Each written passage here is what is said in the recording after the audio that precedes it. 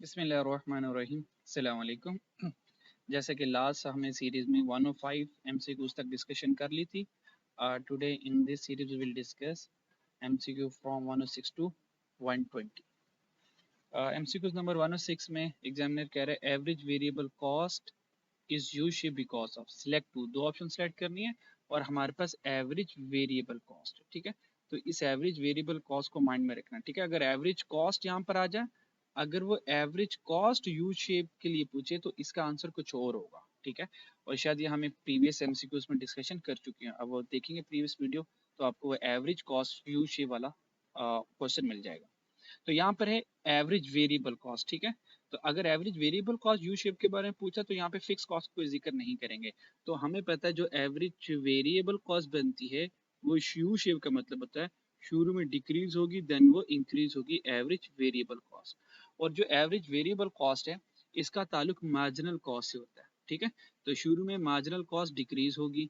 ठीक है, marginal cost decrease करने की वजह से एवरेज वेरिएबल कॉस्ट डिक्रीज करेगी।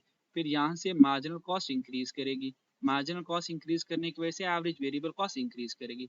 और मार्जिनल कॉस्ट का तो ऑप्शन में कोई जिक्र नहीं है, ये तो law of diminishing return, law of increasing margin return, यानी कि यहाँ पे तो प्रोडक्शन फंक्शन की हमारे पास ऑप्शंस गिवन है। तो अब यहाँ से मुझे एक स्टेप बैक पे जाना पड़ेगा। अब अगला स्टेप, मार्जिनल कॉस्ट डिक्रीज क्यों होती है? हमें पता है मार्जिनल कॉस्ट डिक्रीज होती है जब मार्जिनल प्रोडक्ट इंक्रीज हो, और मार्जिनल प्रोडक्ट को आपको पता है लॉ ऑफ इंक्रीजिंग रिटर्न कहते हैं। ठीक है, तो ये हमें एक ऑप्शन में नजर आ रहा है, लॉ ऑफ इंक्रीजिंग रिटर्न। ये नजर आ रहा है law of increasing marginal return, तो ऑप्शन बी तो करेक्ट है। फिर मार्जिनल कॉस्ट इंक्रीज, हमें पता है मार्जिनल कॉस्ट इंक्रीज होता है मार्जिनल प्रोडक्ट के डिक्रीज होने से, और मार्जिनल प्रोडक्ट को डिक्रीज को क्या कहते हैं? लॉ ऑफ डिमिनिशिंग रिटर्न, वो हमें अल्फा में नजर आ रहा है। So average variable cost U shape हुई लॉ ऑफ डिमिनिशिंग रिटर्न और लॉ ऑफ इंक्रीजिंग रिटर्न की वजह से, जिसको मार्जिन रिटर्न भी कहते हैं। ठीक है, अच्छा 107, which two of the following is not the function of State Bank of Pakistan? इनमें से कौन से स्टेट बैंक ऑफ पाकिस्तान? तो स्टेट बैंक ऑफ पाकिस्तान कौन होता है?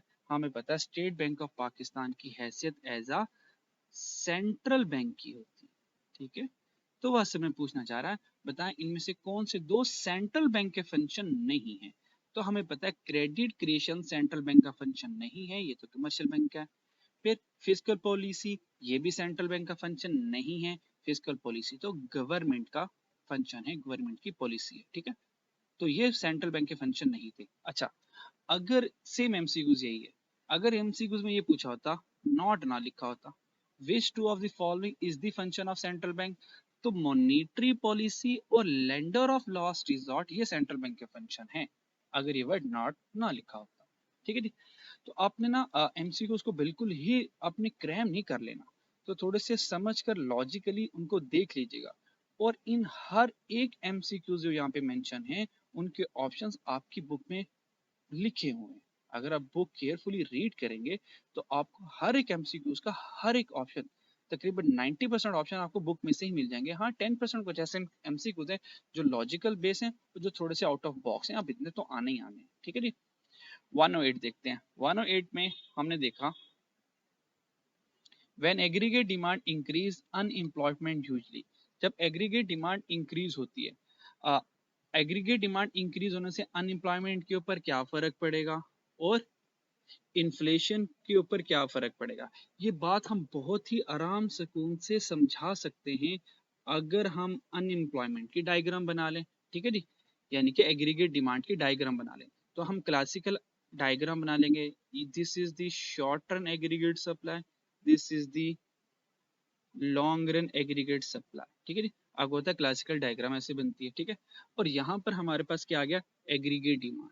तो मान लें ये हमारी एग्रीगेट डिमांड आ गई और इस वक्त हमारे पास इक्विलिब्रियम ये है, तो करंट हमारी नेशनल इनकम ये है और करंट प्राइस लेवल हमारा ये है।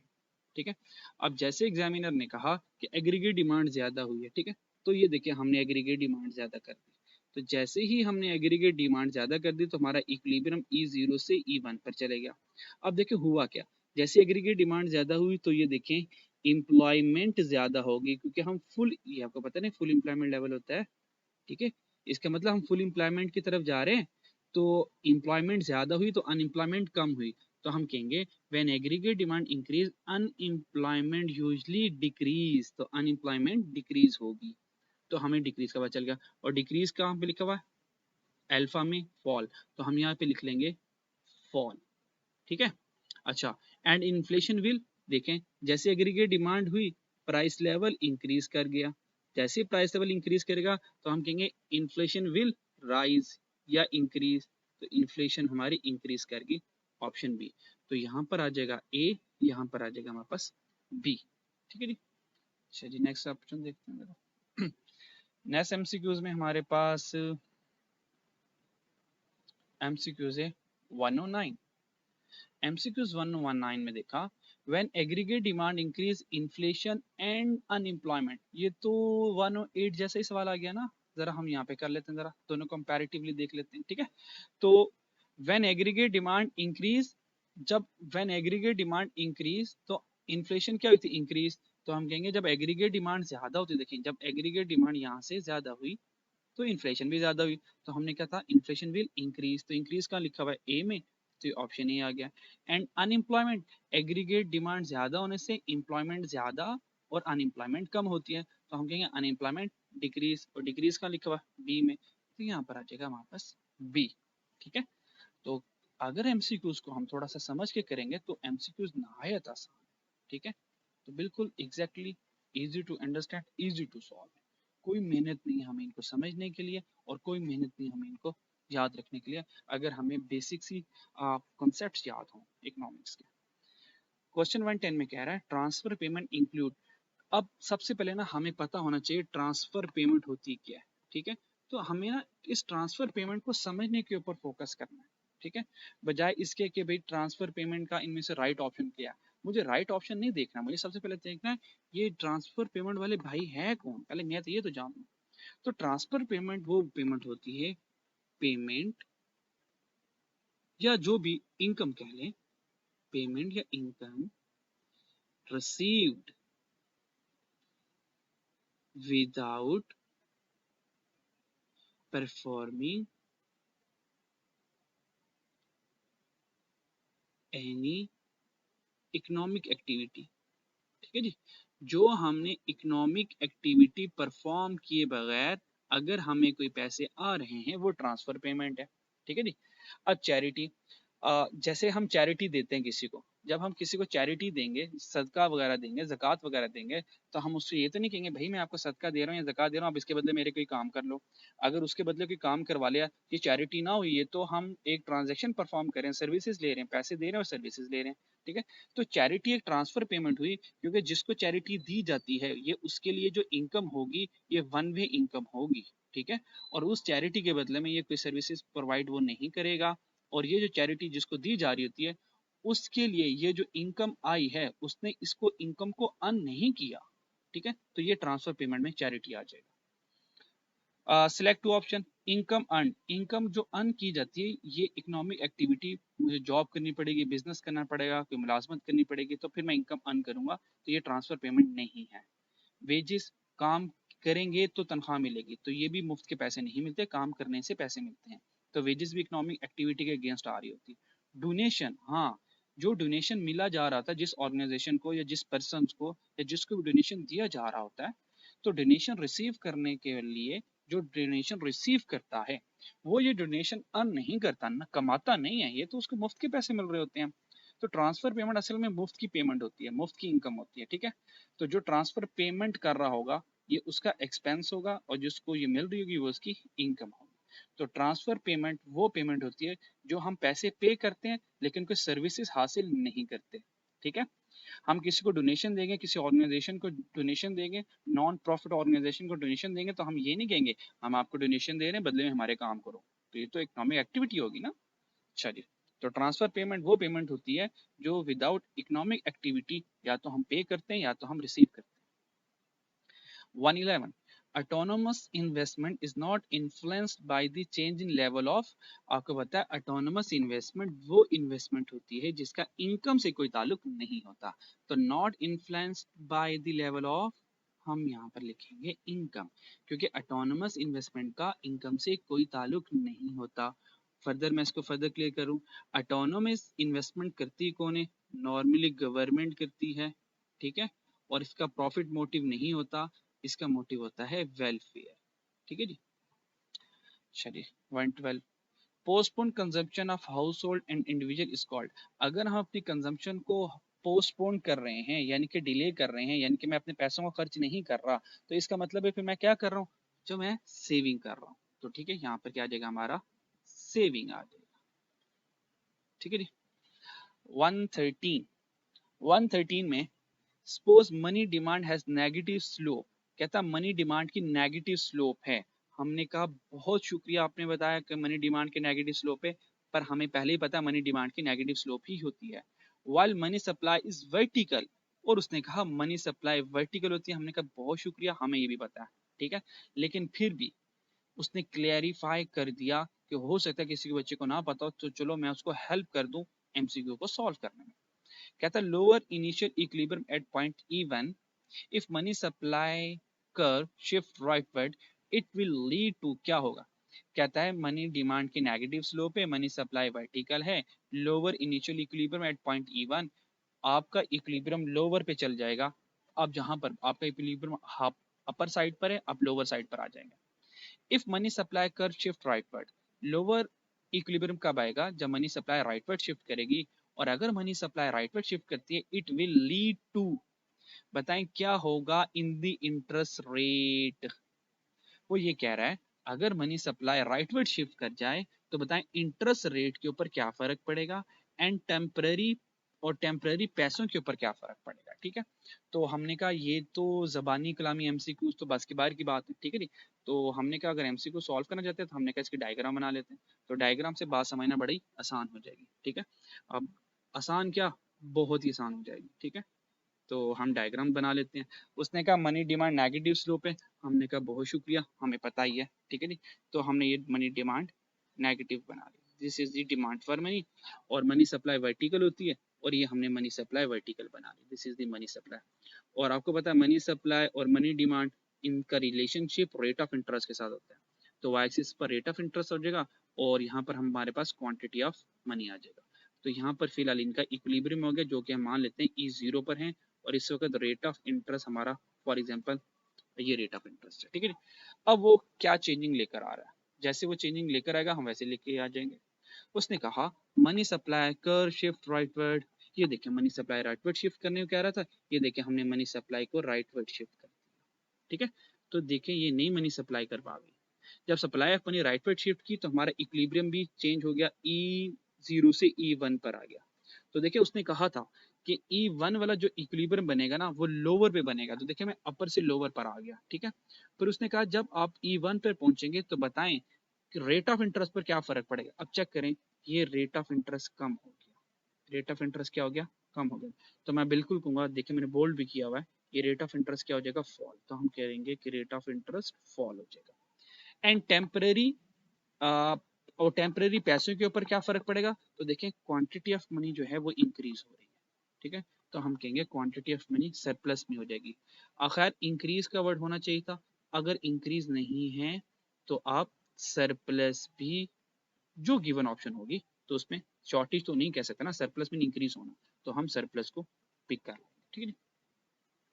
अच्छा जी 14 में which one is not factor of production, इनमें से कौन फैक्टर ऑफ प्रोडक्शन नहीं है? लैंड, लेबर, एंटरप्रेन्योर, ये तीनों फैक्टर ऑफ प्रोडक्शन नहीं है, पैसे फैक्टर ऑफ प्रोडक्शन नहीं, तो option 4 is the correct option, ठीक है। चलिए 115 पे चलते हैं।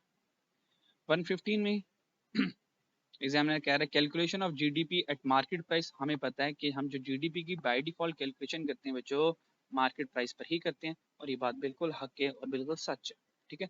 That is the, this is true one. 116 nominal GDP is calculated at, हमें पता है नॉमिनल जीडीपी हमेशा करंट मार्केट प्राइस के ऊपर कैलकुलेट होती है बच्चों, किस पे होती है? करंट मार्केट प्राइस पे ऊपर कैलकुलेट होती है, तो ऑप्शन सी, ठीक है। और हमें ये पता है ये नॉमिनल जीडीपी वो जीडीपी होती है जिसमें इन्फ्लेशन शामिल होती है, ठीक है। तो अगर ये एमसीक्यूज के साथ आ जाए तो इसको भी माइंड में रखना है, nominal GDP current market price के ऊपर कैलकुलेट होती है, और नॉमिनल जीडीपी विद इन्फ्लेशन के साथ होती है, यानी कि इसमें इन्फ्लेशन शामिल होती है, ठीक है ना। 117 देखते हैं। Increase in national income is 36 billion. अगर नेशनल इनकम इंक्रीज हो रही है, इसके ऊपर वर्ड के ऊपर गौर करना है, इंक्रीज हो रही है, नेशनल इनकम 36 बिलियन से, और इन्वेस्टमेंट इंक्रीज हो रही है किससे, 1200 बिलियन से। तो बिलियन बिलियन से में तो कोई कन्वर्जन की जरूरत नहीं है। देन मल्टीप्लाई, तो मल्टीप्लायर क्या हुआ, तो ये आज ऐसे एक न्यूमेरिकल आया, एग्जामिनर ने मल्टीप्लाई का फॉर्मूला पूछ लिया, तो हमें पता है मल्टीप्लाई का फॉर्मूला होता है delta Y over delta I. ठीक है, डेल्टा वाई नेशनल इनकम में कितना इंक्रीज आया, 3600 बिलियन का, तो इधर आ गया 3600 बिलियन। ठीक है जी, और इन्वेस्टमेंट में कितना इंक्रीज आया था, 1200 बिलियन, तो यहाँ पर कितना आ गया, 1200 बिलियन। ठीक है, तो ये बिलियन बिलियन से कैंसिल हो गया, और 2 0 से कैंसिल हो गए, और 12 1s आर, और 12 3s आर 36, तो हमारे पास आंसर क्या आ गया, 3। तो वेर इज द 3, तो मल्टीप्लाई मेरा 3। ठीक है जी, 118 देखते हैं। Autonomous investment mean, autonomous investment का मतलब क्या, देखिए अभी मैं ये ऑटोनोमस इन्वेस्टमेंट आपको करवा के, ये देखें ऑटोनोमस इन्वेस्टमेंट, और यहाँ पे मैंने आपको पहले ही बता देता कि ऑटोनोमस इन्वेस्टमेंट का इनकम से कोई ताल्लुक नहीं है, और ये गवर्नमेंट करती है, और ये वेलफेयर पर्पस के लिए होती है। तो देखें अगर कॉन्सेप्ट याद होंगे तो एक एमसीक्यू से हम कई एमसीक्यू सॉल्व कर सकते हैं। ठीक है, तो 118 में देखिए उसने ऑटोनोमस इन्वेस्टमेंट का हमसे पूछ लिया। Autonomous investment mean which remain unaffected with increase in national income. कहता है ऑटोनोमस इन्वेस्टमेंट का नेशनल इनकम के इंक्रीज होने से कोई फर्क ऑटोनोमस इन्वेस्टमेंट को नहीं पड़ता। हमने कहा बिल्कुल सही, ऑटोनोमस इन्वेस्टमेंट है। भी पढ़ते हैं, investment is initiated by government for welfare maximisation. देखें अभी वाली जो हमने बात करके आए थे कि ये गवर्नमेंट करती है और वेलफेयर के लिए करती है, हमने कहा बिल्कुल सही। इज इंडिपेंडेंट ऑफ इनकम, यानी कि ऑटोनोमस इन्वेस्टमेंट का इनकम से कोई ताल्लुक नहीं है, हमने कहा सी भी सही है। तो राइट ऑप्शन क्या हुई, डेल्टा, तो delta is the right option, क्योंकि ए बी सी सारी करेक्ट है। ठीक है, 2 एमसीक्यूज रह गए हमारी डिस्कशन के। 19 में household saving is equal to, household saving किसके इक्वल होता है, तो हाउस होल्ड सेविंग ये होता है, देखिए मैंने ये इनकम अर्न किया, अगर इनकम में से कंजम्पशन माइनस कर दूंगा तो इनकम माइनस कंजम्पशन, तो क्या बच गया, सेविंग। मान ले वी हैव रुपीज 10,000, उसमें से हमने 800 खर्च कर लिया, तो बच्चे 200 मेरा क्या होगा, वो मेरी सेविंग होगा। तो income minus consumption is equal to saving, तो ये सेविंग इसके इक्वल होगा। तो ये कहाँ लिखा हुआ है, ये देखें इनकम माइनस कंजम्पशन, तो इक्वल टू यहाँ पर आ जाएगा सेविंग। ठीक है जी, क्योंकि मुझे 2 ऑप्शन सेलेक्ट करनी है तो इसके अलावा और भी देखना होगा। ठीक है, इनकम माइनस टैक्स, इनकम में से टैक्स माइनस करना सेविंग नहीं होगा, क्योंकि कंजम्पशन तो की नहीं ना, ये गलत हो गया। इनकम ओनली, पैसा कमाना, क्या पैसा कमाऊंगा वो सारा सेविंग होगा, भाई खर्च कौन करेगा, तो ये चार्ली भी गलत हो गया। तो बेटा देखते हैं, हाँ इनकम जो अर्न की उसमें से टैक्स कट गया, टैक्स कटने के बाद जो पैसे खर्च कर लिए, और हाँ अब जो पैसे बच गए वो भी मेरी सेविंग होगा, तो बीटा ऑप्शन भी करेक्ट है। तो बी और D both are correct. And the last MCQs today's discussion, in perfect competition market is select to, कहता है परफेक्ट कंपटीशन में मार्केट किस तरह की होती है। तो हमें पता है परफेक्ट कंपटीशन में मार्केट किस तरह की होती है, हमने इसके फीचर्स पढ़े हुए हैं, तो फीचर्स सारे आपके माइंड में होने चाहिए। प्राइस मेकर, गलत जवाब, परफेक्ट कंपटीशन में प्राइस मेकर नहीं, वो प्राइस टेकर होती है। ठीक है, और परफेक्ट कंपटीशन वाली मार्केट वो प्राइस जो टेक करती है वो मार्केट प्राइस को फॉलो करती है। तो परफेक्ट कंपटीशन फॉलोअर होती है, प्राइस टेकर होती है, ना कि मेकर होती है। अच्छा बेटा, नो लीगल बैरियर 20, हाँ ये फीचर है परफेक्ट कंपटीशन का जिसमें कोई लीगल बैरियर होता ही नहीं है। ठीक है, कोई बैरियर नहीं होता, फ्री एंट्री फ्री एग्जिट होता है। तो बीटा ऑप्शन करेक्ट है। मुझे 2 सेलेक्ट ऑप्शन करने, सेलिंग होमोजीनियस प्रोडक्ट देखते हैं, और D selling non homogeneous product. तो नॉन होमोजीनियस प्रोडक्ट तो परफेक्ट कंपटीशन का फीचर नहीं है, डेल्टा तो सीधे से क्लॉस हो गया। हमें होमोजीनियस प्रोडक्ट के साथ अगर यहाँ पे वर्ड लिखा होता आइडेंटिकल तो ज्यादा सूटेबल वर्ड था परफेक्ट कंपटीशन के लिए। आइडेंटिकल नहीं है तो ठीक है, होमोजीनियस से भी काम चला लें। ठीक है, तो Charlie option is the correct one. ठीक है, तो यहाँ पर हमारे 120 एमसीक्यूज एंड हो गए। इंशाल्लाह नेक्स्ट सेशन में, नेक्स्ट सीरीज में हम 121 टू ऑनवर्ड एमसीक्यूज डिस्कस करेंगे। अपना ख्याल रखिएगा, अल्लाह हाफिज़।